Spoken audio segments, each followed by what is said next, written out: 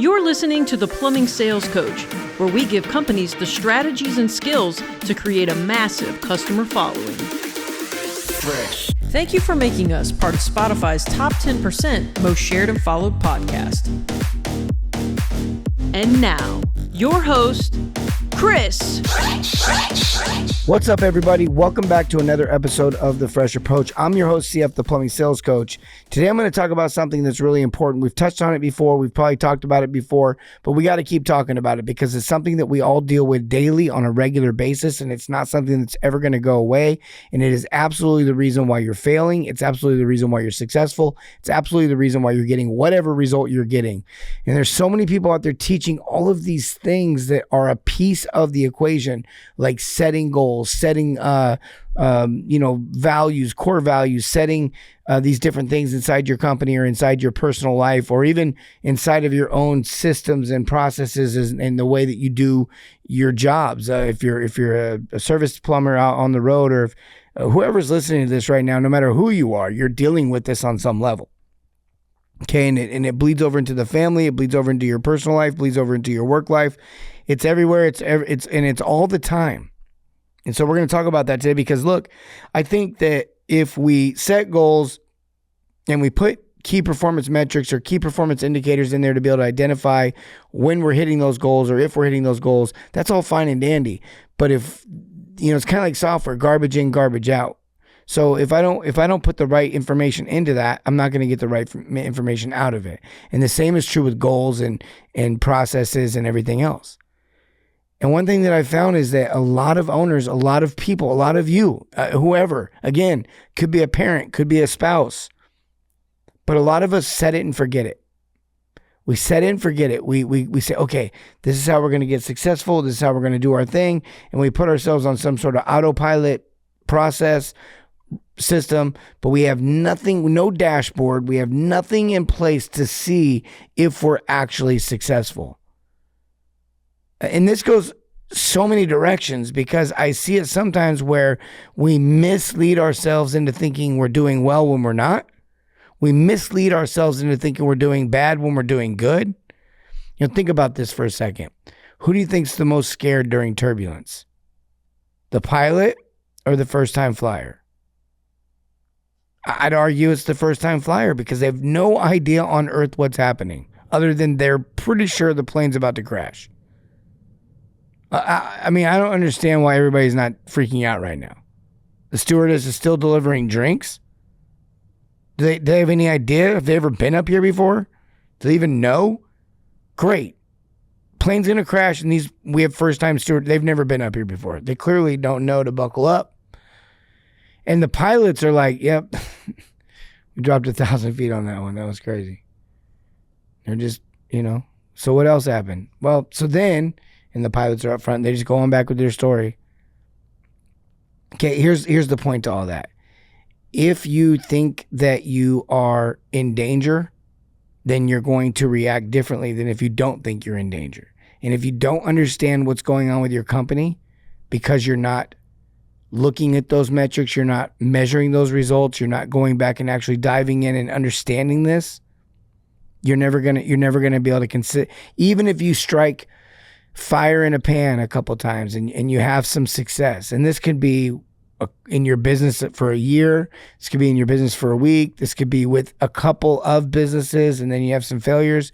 If you don't understand the bigger frameworks of what's making that stuff tick, you'll never have the consistent results. But more than any of that, and here's the big lesson for today, if you're not accountable to yourself, if you don't hold yourself accountable to then hold people accountable, that is going to be the cancer in your company. That's going to be the thing that sinks it. I see it all the time. In fact, we have companies come into our program. We give them the blueprint. We teach them, we spend a lot of time working with them, teaching them, showing them. They get it all implemented. They have results. It's amazing. Life is victorious. Everything is great. And they take their hands off the steering wheel. Or I guess in this, they leave the cockpit. And then their plane starts to take a deep dive and lose altitude. If you ever want to look at money this way, I kind of look at it like a plane where I tell owners, hey, look, you got your reserves. That's your altitude. So how much money do you have set back? You should have 6 months of reserves for your operating expenses. You want to have enough altitude to take on any turbulence. So 1,000, when you do have turbulence, you're the pilot. It doesn't freak you out. You have the right mindset. Then the next thing we talk about is the speed. The speed in which you go is the volume of revenue that you're taking in. It's how fast you're flying. Now, if your volume causes you to lose altitude because you're not making enough money, well, how fast are you going and how fast are you losing altitude and how much time do we have to save the plane? So that's how we look at those numbers. And we start to make decisions off that. We also understand that the plane does have turbulence. The plane does go up and down a little bit because, especially in service plumbing, the money doesn't just come in consistently. It's not like the calls are 20 calls, 20 calls, 20 calls. It's 83 calls and 10 calls. It's like the tsunami and then low tide. And the money has a little bit of a heartbeat pulse to it too. We're not going to get too much into that. That's in fact, we got a mastermind coming up for all the owners that are in our master's program. We do a mastermind 3 times a year, and here in a couple weeks we're going to be doing this on. In fact, probably around the time this podcast releases, we're going to be doing it on financials. We have an accountant coming in co-hosting this one. We're going to really be breaking down numbers. And it's wild when we dive into this stuff because it's crazy how, I go through companies' numbers all the time. And I was just meeting with someone in Australia yesterday and we were talking through their numbers. And it's just like you look at the numbers, you're like, oh, you're actually profitable. You're just spending the money over here on something, which is fine. You can keep doing that. But if the mindset changes when you realize, like, oh, we're winning.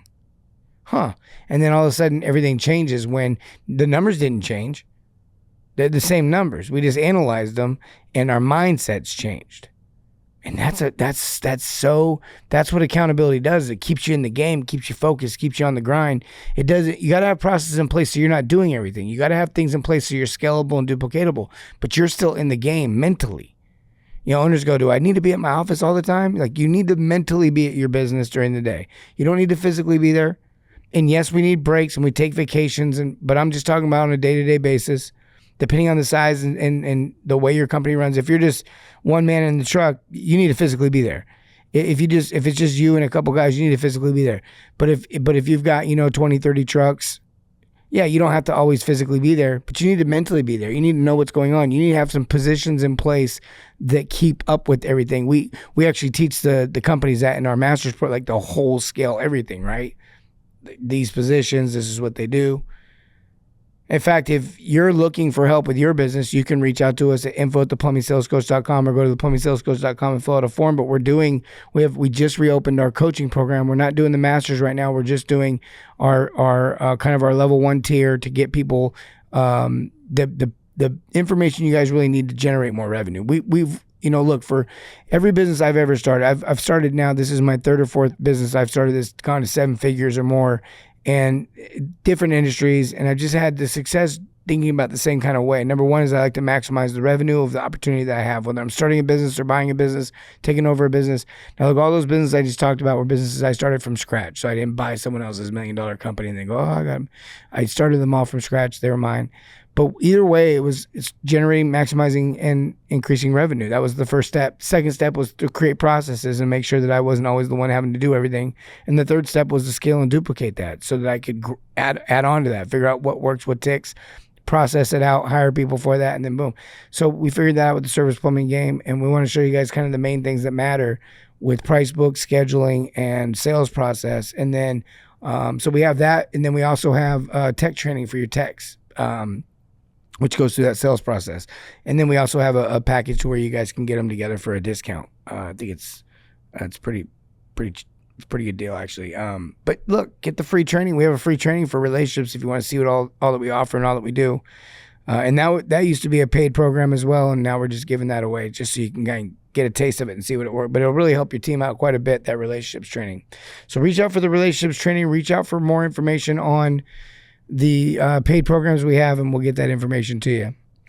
Okay, look, when it comes down to accountability and it comes down to just really being able to understand what's going on. There needs to be a consistency to your day. Again, mentally is what we're talking about. So you need to know where you need to have some things in place so you know. Now, again, if you're the only one in the truck, it's going to look a lot different than if you have 30 or 40 or 50 or even 100 trucks.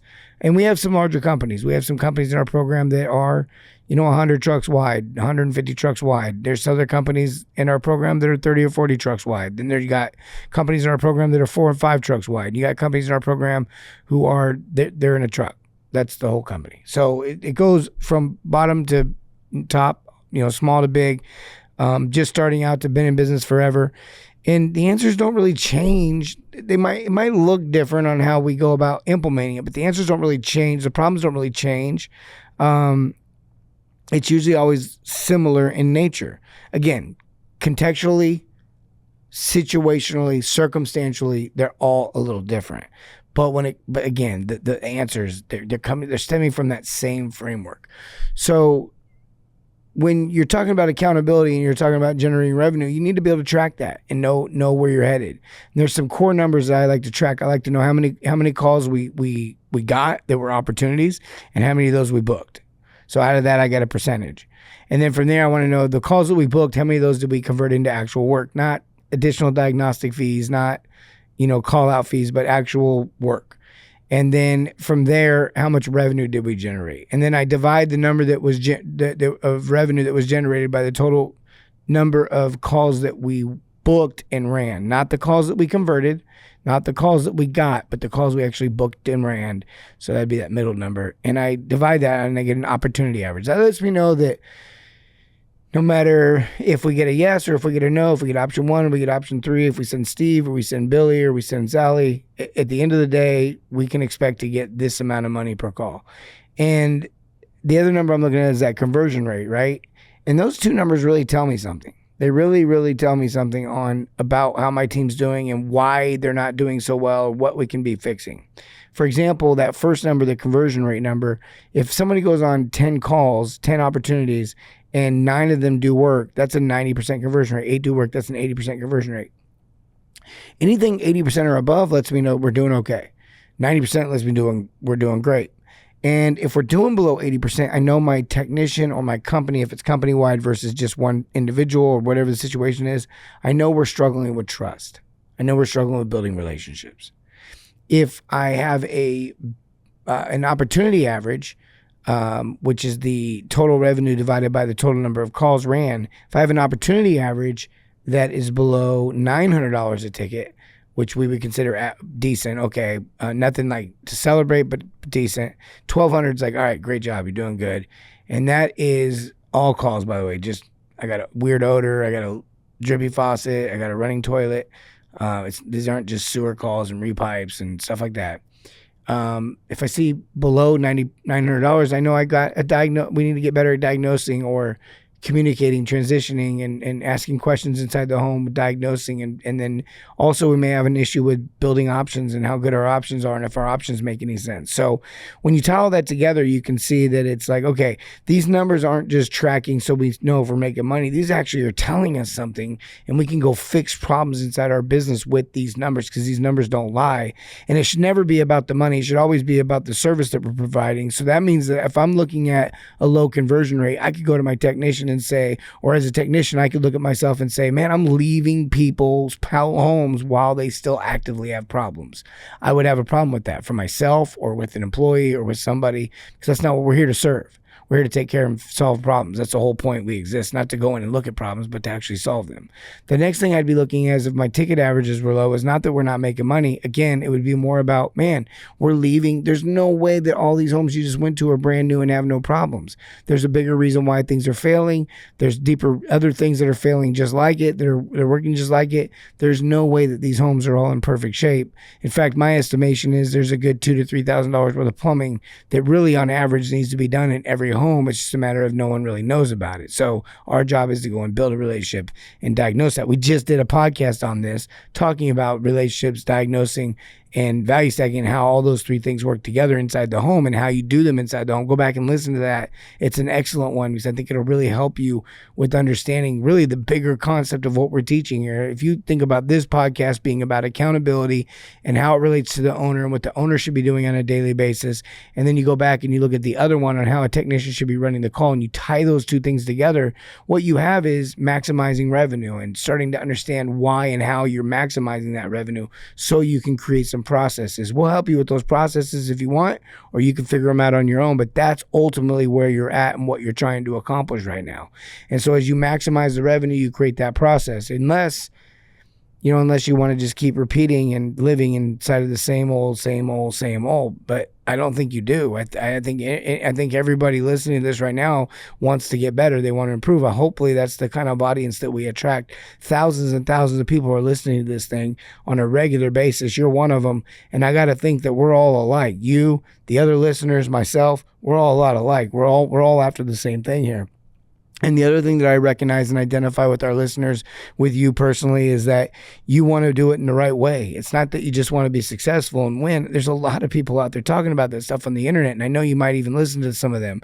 But you listen to this podcast, you listen to me because we all want to do it the right way. We want to do it through the act of service, not through the act of closing, not through the act of sales, but this idea that we solve problems. And we can honestly probably help people understand the bigger thing that's going on inside their home so we can solve an even bigger problem. And the bigger the problems you solve, the more money that you make. That's how that works. I didn't design that. The world is that way. That's how the world works. And that's just how everything works. And so we do make more money for doing that. But that's not the goal. The goal is to serve. So if that's you and you're listening to this right now, that's what we're trying to accomplish. Be accountable. Hold yourself accountable to not only doing it, but doing it the right way. And then at the end of the day, you've got to go into the home and build a relationship, diagnose, and value stack for the homeowner so they can have a good experience while they make a big decision at their weakest moment.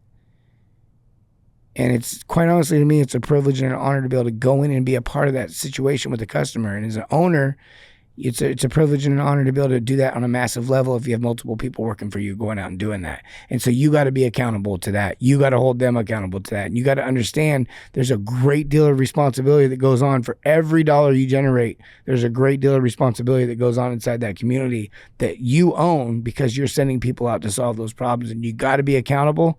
You got to hold them accountable. And it's not about managing people. It's about motivating people. And part of that is accountability. Being the best you can be isn't just about cheers and jeers and motivation. It's about accountability and doing it right and having a process and being a champion and being dialed in so that you never break from that and that you can count on the consistency of what you're providing to your community. Guys, I love you. And as always, remember, serve your communities and everything, not just plumbing. Have a great day. Thanks for listening to the Plumbing Sales Coach podcast. Be sure to follow us on Facebook and Instagram, and check us out on the web at theplumbingsalescoach.com.